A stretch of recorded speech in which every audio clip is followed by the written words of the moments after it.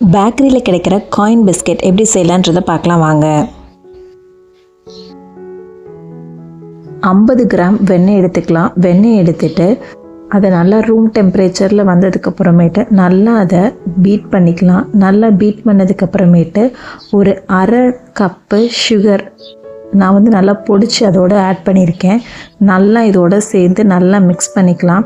Mix பண்ணதுக்கப்புறமேட்டு முட்டை add பண்ணிக்கலாம்.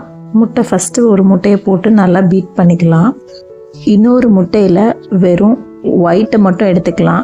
Yellow எடுத்துகிட்டு ஒயிட்டை மட்டும் அதில் ஆட் பண்ணிக்கலாம். 1.5 முட்டை ஆட் பண்ணிக்கலாம். ஆட் பண்ணிவிட்டு இதோடு சேர்த்து நல்லா பீட் பண்ணி எடுத்துக்கலாம்.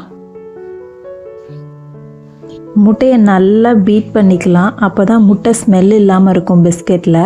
அதுக்கப்புறமேட்டு அதோட 1 கப்பு மைதா மாவு சேர்த்துக்கிறேன். மைதா மாவு சேர்த்துட்டு அதையும் கலந்துட்டு 1 ஸ்பூன் வெனிலா எசன்ஸ் சேர்த்துக்கிறேன். 1/4 spoon baking soda, 1 spoon baking powder சேர்த்துட்டு இதை மிக்ஸ் பண்ணிக்க வேண்டியதான். நல்லா மிக்ஸ் பண்ணிக்கலாம். மிக்ஸ் பண்ணதுக்கப்புறமேட்டு இதை ஒரு பைப்பிங் பேக் எடுத்துக்கலாம். பைப்பிங் பேக் எடுத்துகிட்டு நம்ம மிக்ஸ் பண்ணி வச்சுருக்கிற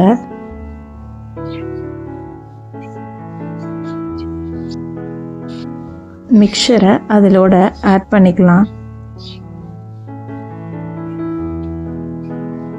ஆட் பண்ணிவிட்டு பைப்பிங் பேக் ரெடி பண்ணிக்கலாம்.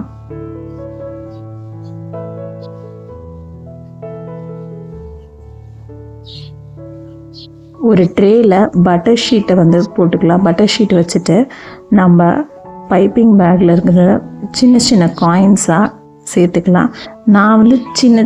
நான் ஸ்பேஸ் கம்மியாக வச்சு செஞ்சுட்டேன். இன்னும் கொஞ்சம் ஸ்பேஸோடு செஞ்சிங்கன்னா இன்னும் சூப்பராக இருக்கும்.